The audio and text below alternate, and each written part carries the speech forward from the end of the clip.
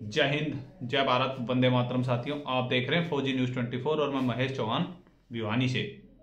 साथियों, एक बार फिर एक बड़ी खबर सामने आई है और एक बार फिर पूर्व सैनिक संगठन सक्रिय होते नजर आ रहे हैं, चाहे फिर वो दिल्ली चुनाव के कारण लगा लो या एक बार से फिर मैं ये कहूं कि जो वन रैंक वन पेंशन का मुद्दा है वो पूर्व सैनिक संगठन एक बार फिर से उजागर करना चाहते हैं, या उन पूर्व सैनिक संगठनों की क्या मंशा है ये तो आने वाला समय ही बताएगा। लेकिन सभी पूर्व सैनिकों के लिए, देश भर के समस्त पूर्व सैनिकों के लिए एक अच्छी खबर भी है कि भाई जैसे ही माननीय प्रधानमंत्री जी ने 8वें पे कमीशन आने की बात कही है, हालांकि सिर्फ इतनी ही बात हुई है कि 8वां पे कमीशन आएगा, इससे आगे अभी तक कोई पुष्टि या कोई प्रेस विज्ञप्ति जारी नहीं हुई है, सिर्फ बयान दिया गया है रेल मंत्री द्वारा। उसके बाद पूर्व सैनिक संगठन भी क्यों पीछे रहे, पूर्व सैनिक संगठन भी अपना अपना श्रेय लेने के लिए आगे बढ़ चुके हैं। पूर्व सैनिक संगठनों ने अपना पत्र लिख के माननीय रक्षा मंत्री को धन्यवाद भी दे दिया है। मैं उस पत्र की भी बात करूंगा और उस पत्र में एक मांग भी पूर्व सैनिक संगठनों के सबसे बड़े संगठन फेडरेशन ऑफ वेटरन एसोसिएशन ने जो हाल फिलहाल में अभी 12 तारीख को मीटिंगें की थी, उस मीटिंग में भी कुछ हमारे भी सवाल थे, कुछ और लोगों के भी सवाल थे और सवाल बने रहेंगे। लेकिन उन सवालों के बीच में ही फेडरेशन ऑफ वेटरन एसोसिएशन के राष्ट्रीय अध्यक्ष माननीय श्रीमान अर्जुन सिंह राठौड़ जी ने आज सोशल मीडिया पर एक लेटर डाला है। उस लेटर में अगर हम बात करें तो उस लेटर में लिखा है कि पूर्व सैनिकों के समाधान हेतु 160 से अधिक संगठनों के मंच फेडरेशन ऑफ वेटरन एसोसिएशन के प्रतिनिधि मंडल से वार्ता हेतु प्रार्थना पत्र, यानी कि रक्षा मंत्री से वार्ता करने के लिए गुहार लगाई है कि भाई माननीय रक्षा मंत्री जी, जंतर मंतर पर हम बैठे, आपने नहीं सुनी, लेकिन अब हम वार्ता के लिए फेडरेशन ऑफ वेटरन एसोसिएशन आपको पत्र लिख रहा है।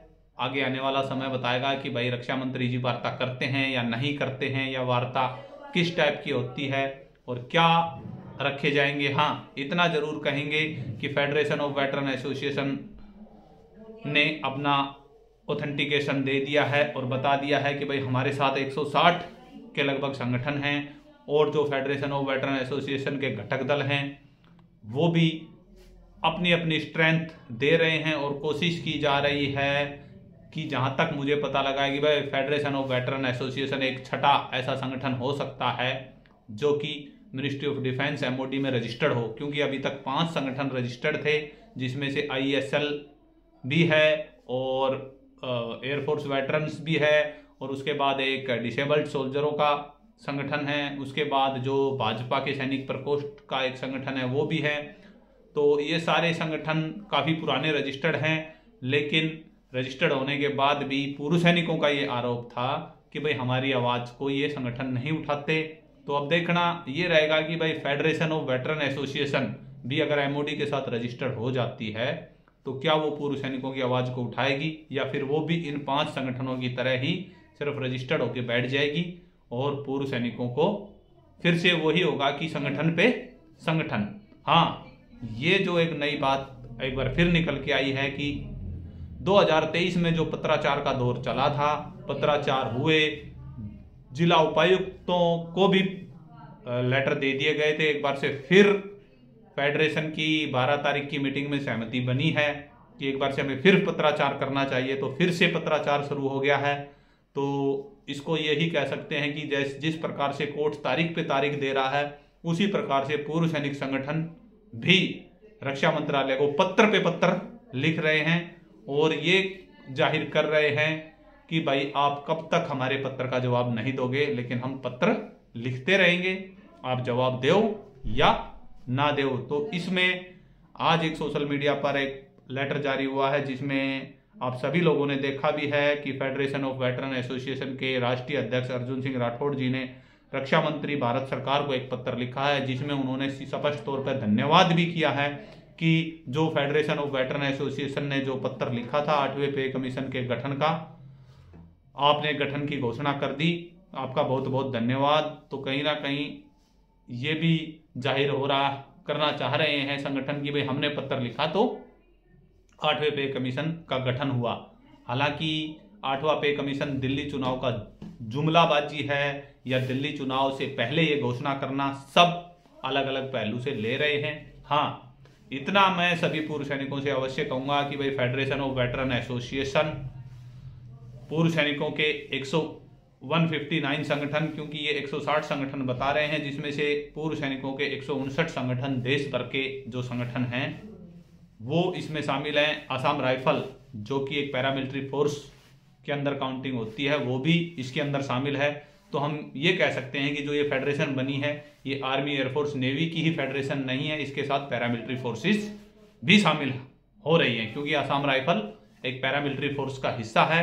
और असम राइफल ने जो आगरा की मीटिंग थी उसमें भी उनके अध्यक्ष साहब ने बोला है कि हम तन मन धन से आपका सहयोग करेंगे, लेकिन हमें भी आर्मी के संगठनों की जरूरत है, क्योंकि असम राइफल की आर्मी, एयरफोर्स, नेवी से अलग भी कुछ समस्याएं हैं, उनके समाधान के लिए भी उनको चाहिए। तो ये भी एक नई बात है कि क्या फेडरेशन आर्मी, एयरफोर्स, नेवी के साथ साथ पैरामिलिट्री फोर्सेस असम राइफल की समस्याओं का समाधान कर पाएगी। क्या भविष्य में अगर बाकी पैरामिलिट्री फोर्सेस भी फेडरेशन से जुड़ना चाहेंगे तो क्या फेडरेशन का संविधान क्या बोलता है या फेडरेशन के बायलॉज क्या बोलते हैं, वो तो फेडरेशन के पदाधिकारी ही बता पाएंगे। जो लेटर लिखा है देखते हैं वो लेटर कितने लिखे जाते हैं, क्योंकि पूर्व सैनिकों का भी कहीं ना कहीं काफी बड़ा धड़ा इन लेटरों के खिलाफ भी रहा है।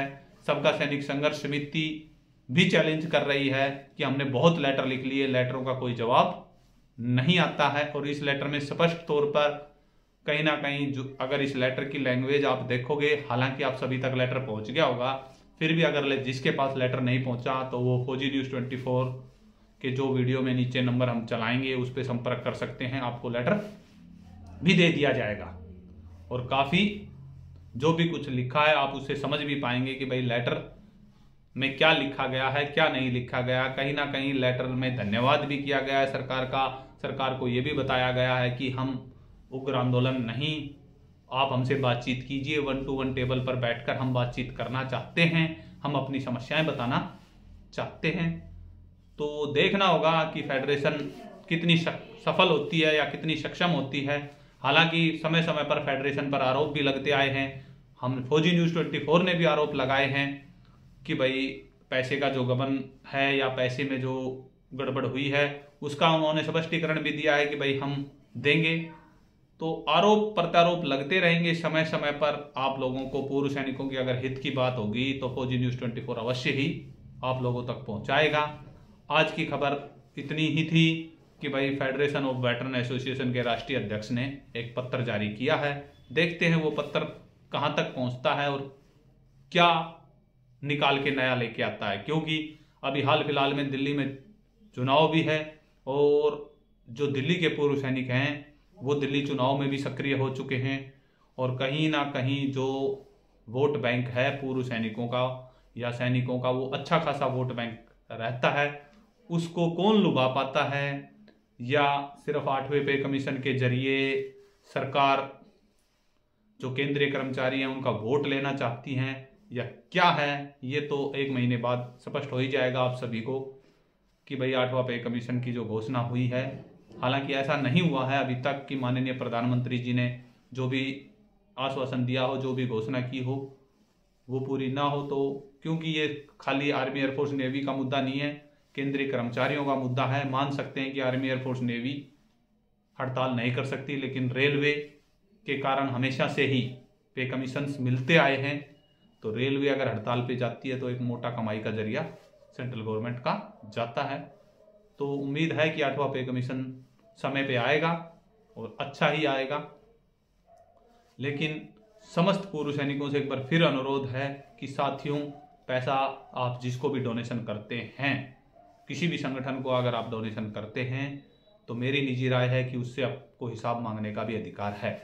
वीडियो के अंत में मैं यही कहूँगा कि हमारे साथी ने ये कहा था कि जिन्होंने पैसा नहीं दिया है या फेडरेशन के घटक दलों को पैसे का हिसाब दे दिया गया है, तो उनको भी मैं यही कहना चाहूँगा कि साहब, पैसा फेडरेशन के घटक दलों का नहीं है, पैसा जंतर मंतर पर क्राउड फंडिंग का है। जंतर मंतर के पैसे का हिसाब मांगना देश भर के समस्त पूर्व सैनिकों का अधिकार है। वो आपसे हिसाब मांग सकते हैं। आप खुद ही अपनी वेबसाइट पर बोल रहे हो कि ये पैसा जंतर मंतर से एकत्रित हुआ है। और अगर जंतर मंतर पर एकत्रित हुआ है, चाहे वो आज फेडरेशन का घटक दल है या नहीं है, लेकिन पैसे में उसकी हिस्सेदारी है, तो वो हिसाब मांग सकता है। हिसाब दे ना दे वो आपकी मर्जी है, आपकी मंशा है।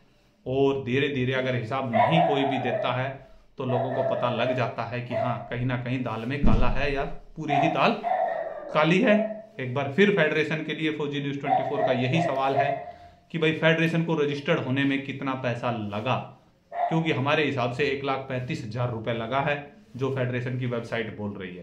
तो फेडरेशन उस पर स्पष्टीकरण दे ताकि देश भर के पूर्व सैनिक भ्रम में ना रहें और पता लग पाए कि भाई वो जो 60,000 रुपए था वो कहाँ ले गए, किसने दिया, क्यों दिया, किस कारण से दिया गया। एक मुश्त 60,000 रुपए देना रजिस्ट्रेशन के लिए एक क्वेश्चन मार्क है। तो साथियों, अभी के लिए इतना ही। अगर वीडियो अच्छी लगे तो वीडियो पर कमेंट अवश्य करें और अपने आगे किसी अन्य पूर्व सैनिक के साथ अवश्य भेजें। फौजी न्यूज़ 24 हमेशा से ही आपकी आवाज़ उठाने के लिए तैयार है। अगर किसी के पास कोई भी खबर है तो वो हमारे नंबर 8059221100 पर भेज सकता है। हम उस खबर की पुष्टि करेंगे और उस खबर को प्रकाशित अवश्य ही करेंगे। आज के लिए इतना ही।